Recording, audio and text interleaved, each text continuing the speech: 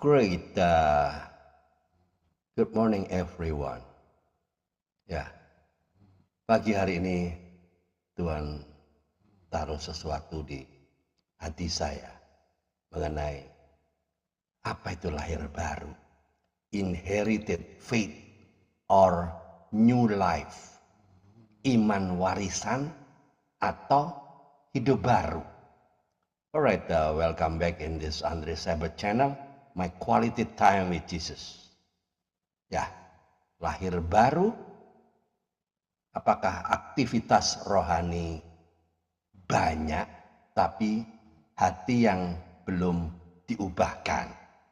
Alright, lahir baru jangan-jangan kita hanya rajin beragama, rajin doa ini, rajin doa itu, rajin puasa ini, puasa itu, tapi sebenarnya belum pernah hidup baru, bahkan nggak paham apa itu hidup baru, lahir baru, apa itu ya?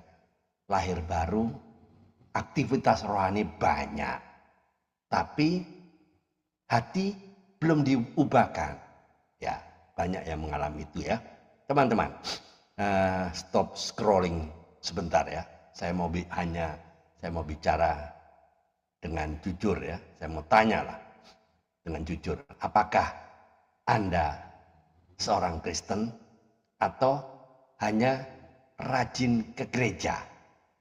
Apakah Anda punya Alkitab atau cuma punya jadwal ibadah? Ya, karena Yesus pernah berkata sesuatu yang sangat mengejutkan kepada seorang tokoh agama loh pada waktu itu ya, dan sangat terkenal, yaitu siapa? Masih ingat? Nikodemus. Dia bicara apa? Jika seseorang tidak dilahirkan kembali, ia tidak dapat melihat kerajaan Allah. Tahu ayatnya di mana?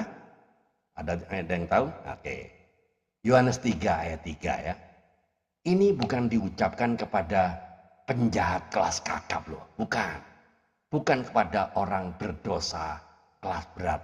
Ini diucapkan langsung kepada pemimpin agama. Artinya apa? Dia bisa sangat religius. Dia bisa tahu ayat, ya bahkan tahu banyak ayat. Dia bisa aktif di pelayanan, tapi belum tentu sudah lahir baru. Ya, ini perkataan yang pedas. Iya, benar. Tapi ini langsung dari mulut Yesus ya. Yesus sendiri ya. Nah, teman-teman, bayangkan begini ya. Ada mobil rusak mesinnya.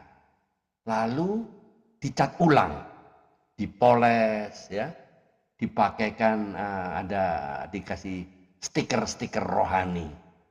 Jadi kelihatannya baru, tapi mesinnya tetap mati.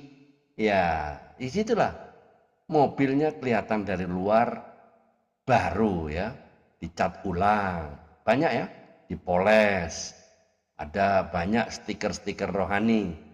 Kelihatannya dari luar baru, tapi ternyata mesinnya tetap mati. Ya, lalu apa gunanya? Pertanyaan saya, itu mobil baru atau bangkai mobil yang dicat? Ya, banyak orang yang hidup rohaninya seperti itu. Luar tampaknya saleh, dalamnya kosong. Itulah sebabnya Yesus tidak berkata apa? Perbaiki sedikit. Tapi Yesus langsung berkata dengan cara yang menolak, kamu harus dilahirkan kembali. Jadi saya akan jelaskan secara alkitabiah ya.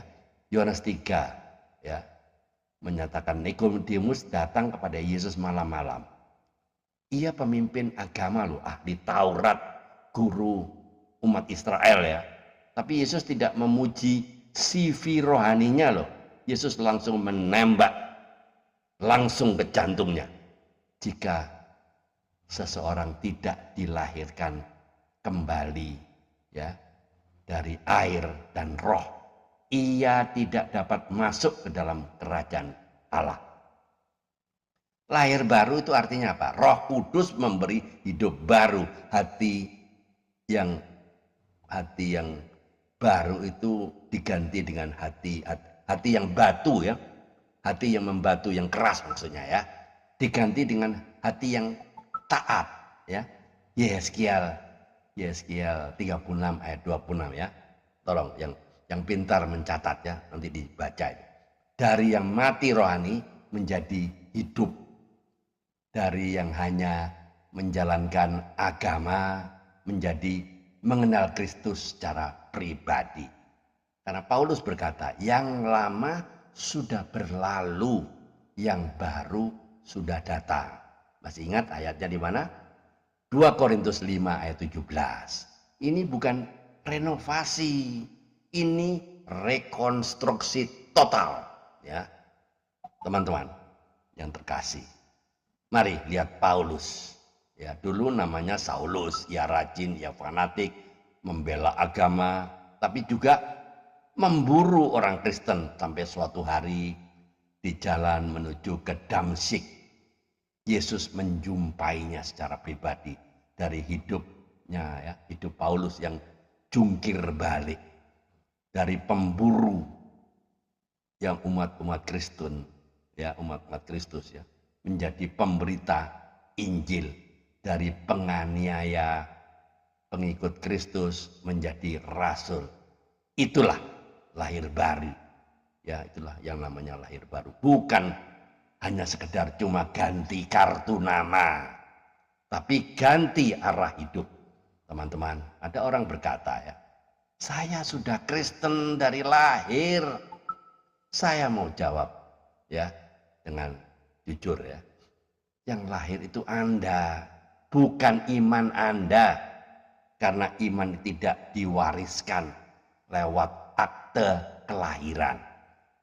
Ada juga orang yang berkata begini, saya dibaptis waktu lahir loh, sejak bayi kecil ya. Puji Tuhan.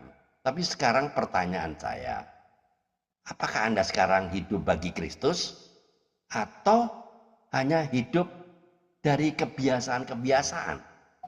Seperti orang yang pakai jas dokter, ya, jas putih itu ya, jasnya dokter. Kalau tidak pernah sekolah kedokteran, nah itu bukan dokter, itu cosplayer rohani. Ya, teman-teman. Contoh lain ya, Sakeus. Semua orang tahu. Dia pendosa, dia pemeras, dia pemungut pajak. Waktu ketika Sakeus bertemu Yesus, dompetnya bertobat duluan. Ia mengembalikan uang, memberi pada orang-orang miskin. Dia tidak disuruh loh. Itu tandanya hidup baru. Atau Petrus juga pernah menyangkal Yesus. Berapa kali dia menyangkal? 1 kali? 2 kali? No. Dia menyangkal Yesus 3 kali. Tapi hidupnya dipulihkan. Lalu setelah dipulihkan, ia berdiri, berani bersaksi di depan umum. Dia punya hati yang baru, arah hidup yang baru, keberanian yang baru. Jadi teman-teman, pesan moralnya, dengar baik-baik, perhatikan saya ke depan ya. Kekristenan bukan soal berapa lama kita di gereja, tapi pertanyaannya, apakah Kristus sungguh-sungguh hidup di dalam kita? Bukan soal label denominasi gereja, tapi soal transformasi. Lahir baru bukan membuat kita sempurna, tapi membuat kita tidak betah lagi hidup di dalam dosa. Kalau dulu nyaman, sekarang gelisah kalau hidup dalam dosa.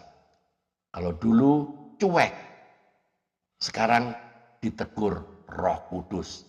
Itulah tanda-tanda hidup. Jadi teman-teman, closing statementnya izinkan saya tutup dengan ini ya. Anda bisa saja hafal banyak lagu rohani, hafal liturgi gereja, hafal doa ini, doa itu. Tapi pertanyaannya bukan begini, Apakah saya Kristen? Pertanyaannya, apakah Anda sungguh-sungguh hidup di dalam Kristus? Karena Yesus tidak berkata, pergilah ke gereja. Tapi Yesus berkata, kamu harus dilahirkan kembali. Teman-teman, tolong jawab pertanyaan dengan saya dengan jujur ya. Dan renungkan jawaban Anda. Satu, apakah selama ini Anda hanya menjalankan agama atau sungguh-sungguh memiliki hubungan pribadi dengan Kristus? Dua, jika orang melihat hidup Anda hari ini, apakah mereka melihat perubahan yang nyata sejak Anda mengenal Yesus? Itu tolong dijawab dua pertanyaan ini dengan jujur dan renungkan bersama-sama ya. Teman-teman, Christianity is not about turning over a new leaf, but receiving a new life. Kekristenan bukan tentang membuka lembaran baru, tapi menerima hidup yang baru. Religion can polish the outside, but only Christ can change the heart. Agama bisa memoles bagian luar, tapi hanya Kristus yang dapat mengubah hati. Itu, mari kita tunduk kepala, kita berdoa. Tuhan Yesus, kami datang dengan hati yang terbuka. Jika selama ini kami hanya mengenal-Mu di kepala, ajar kami mengenal-Mu di hati. Perbarui hidup kami oleh Roh Kudus-Mu. Beri kami hati yang baru, kerinduan yang baru untuk hidup benar, dan keberanian untuk taat. Kami mau hidup bukan sekedar beragama, tapi sungguh-sungguh hidup di dalam Engkau. Di dalam nama Tuhan Yesus Kristus kami berdoa dan mengucap syukur. Amin. Teman-teman, jika video ini, YouTube ini memberkati Anda, silakan dibagikan kepada teman-teman yang lain agar banyak orang bertobat dan mengalami hidup yang baru. Keep on fire, keep on moving. Tiada hari tanpa bersaksi tentang Kristus, tiada hari tanpa memberitakan Injil, tiada hari tanpa memenangkan jiwa. Ayo mikir, Tuhan Yesus memberkati. Amin.